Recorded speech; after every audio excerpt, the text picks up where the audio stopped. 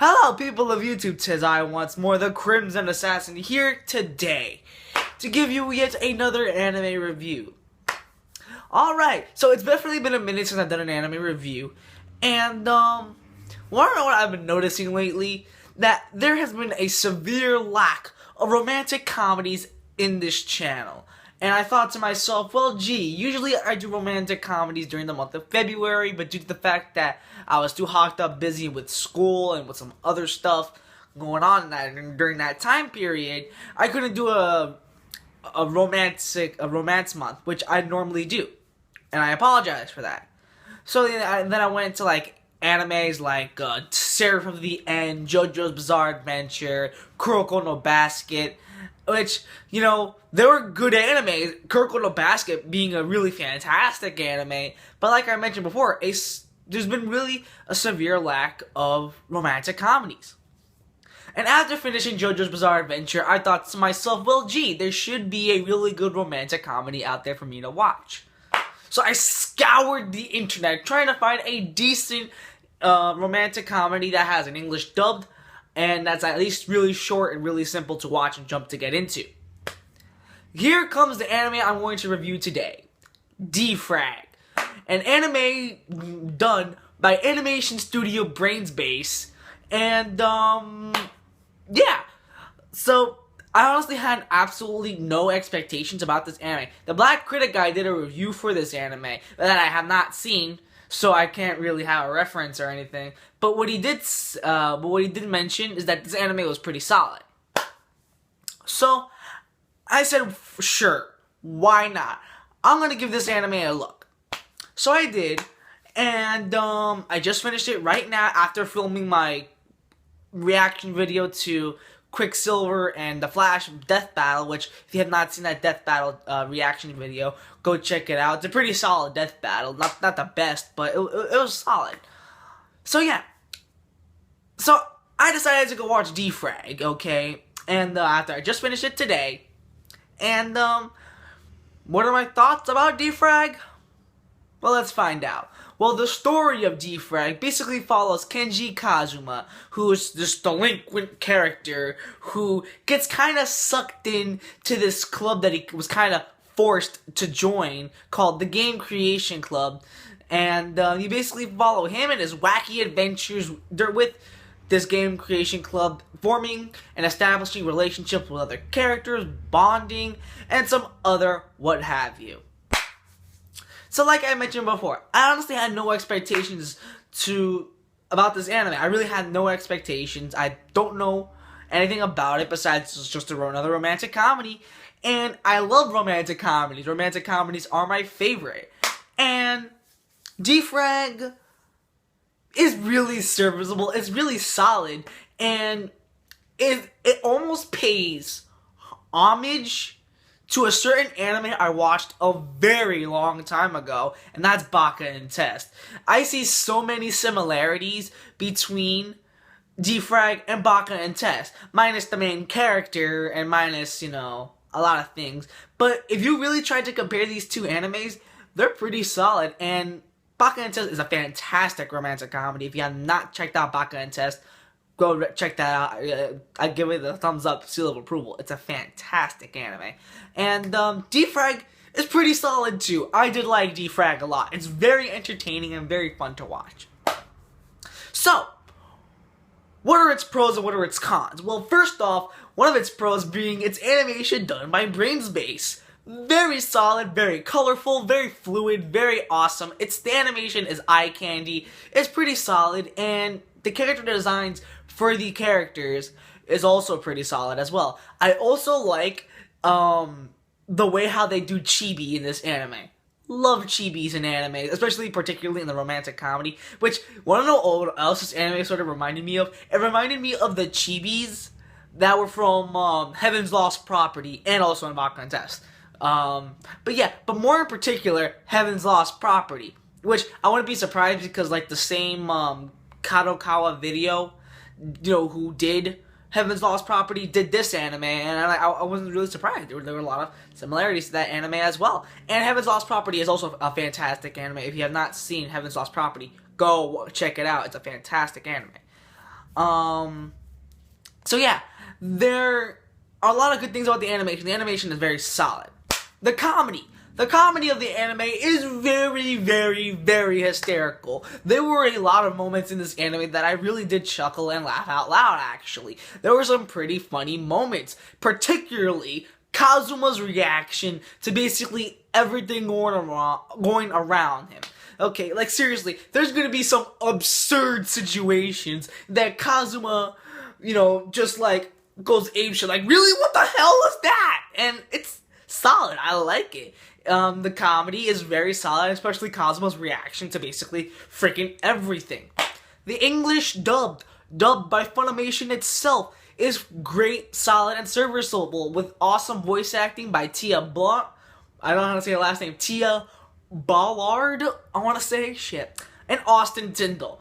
Both are really up-and-coming good voice actors and actress. Austin Tyndall is getting up there now because Austin Tyndall is a fantastic voice actor. He really is. Also with the voice by Ian Sinclair, with this other character named Ataru, he did a really solid job. The voice acting for English dub is serviceable, and again, going back to Kazuma's reaction, Austin Tyndall's voice for Kazuma is very, very solid. I liked it. I liked the comedy a lot. The story of the anime, nothing new, nothing original. Basically, your cookie cut romantic comedy that this guy is forced to join a club filled with women conveniently, and he forms relationships and established bonds between these characters. It's basically the same kind of generic formula that we've seen in basically every other romantic comedy out there, so it's nothing really new. But the main focus of this anime revolves around its characters. The characters in the anime range from being really likable to really relatable to just kind of meh. Okay, the cute characters that I really liked in this anime goes to our main character, Kazuma, who is this delinquent badass who takes nothing from no one.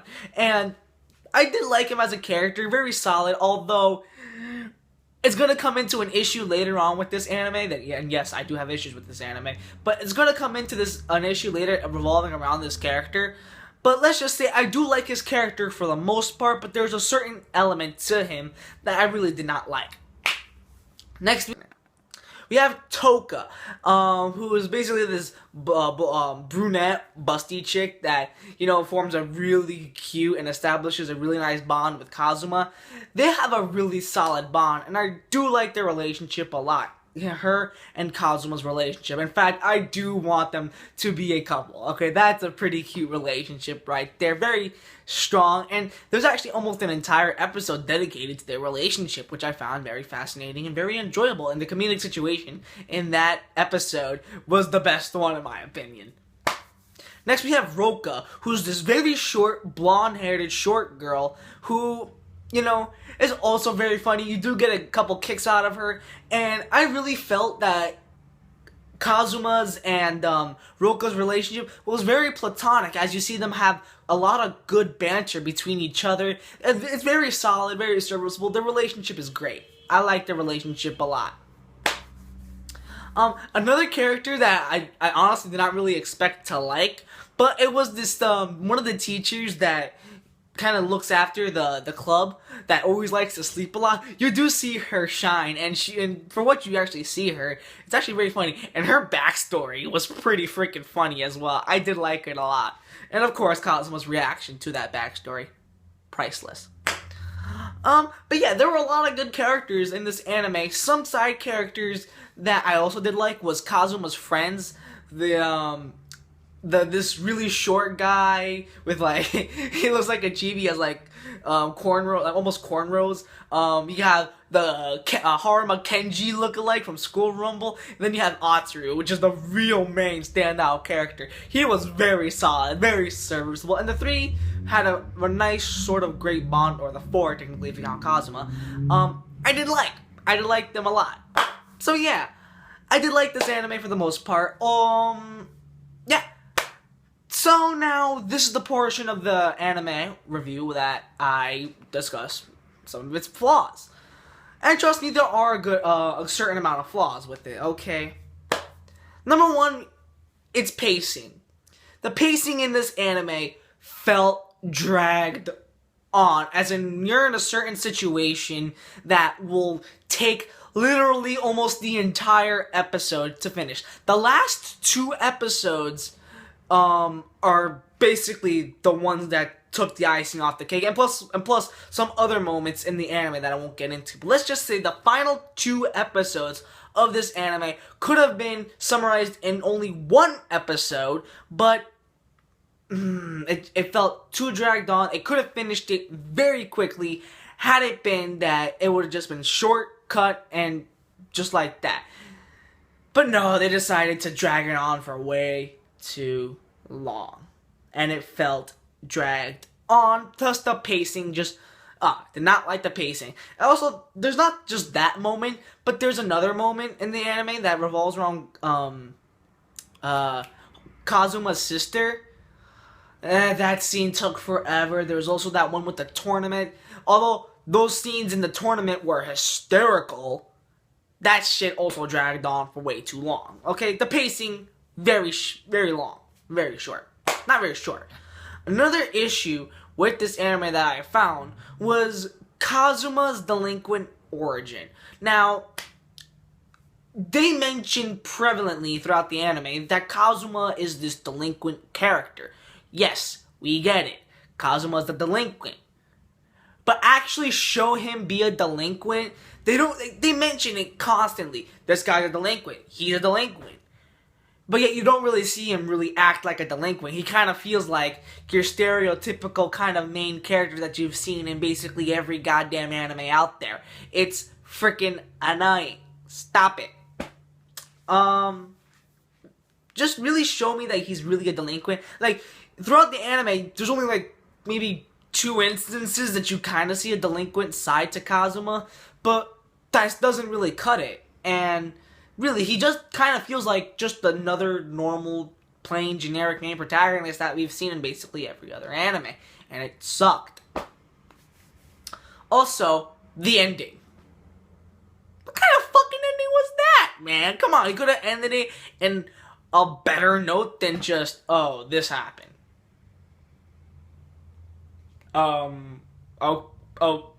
Okay, sure, why not? Also, I did fail to mention that there were some characters that I really didn't like, and some characters that did needed some more screen time, but that's kind of a nitpick. But the characters that I really didn't like was this one dude who has like a sort of attachment to Roka. Micah Solon does the role for this character. I forgot his fucking name. He's so damn forgettable, and like he's so damn clingy. I call him Mr. Clingy a lot because that's what he is. He's fucking clingy. Yeah, that's basically it. That's what I didn't like about this anime. Besides its very failed pacing. Characters that did need more screen time, like this pink-haired girl that's in the club that you see her in almost every episode, but didn't get enough screen time in that. I could want to see more of Roka and Chitose, the student council president's relationship, blossom even more. But for what we got in that final episode, it was pretty serviceable, although I did want to see more. The final conflict in the anime kind of fell flat on its ass because again, it dragged on for way too long, going back to the pacing. Kazuma's delinquent kind of origin story didn't make sense in that regard. And all in all, guys, by any means, I'm not talking trash about this anime. This anime is very solid, very serviceable, and that's why I'm going to give this anime a solid 7 out of 10. It's a solid anime, and I do recommend you go check out D-Frag. It's very solid, very entertaining, and if you love romantic comedies, and very especially over-the-top comedies, go check out D-Frag. I recommend it. It gets a solid thumbs up in my book. But anyway, guys, I'm not the end-all be-all opinion about anime. I know I took that from the Black Critic guy, but who the hell cares? He ain't watching this. So, like I mentioned before, what do you guys think of D-Frag? Did you like it? Did you hate it? I do want to get out another anime review, hopefully by next week. Check out that reaction video I just posted. And, yeah, that's going to wrap this video up. Until then, people of YouTube, 'tis I, the Crimson Assassin, signing out. I got more videos coming in the way very shortly. And damn, there's that guy honking his horn outside my house. 10 out of 10. Whew, okay. Till then, peace, YouTube.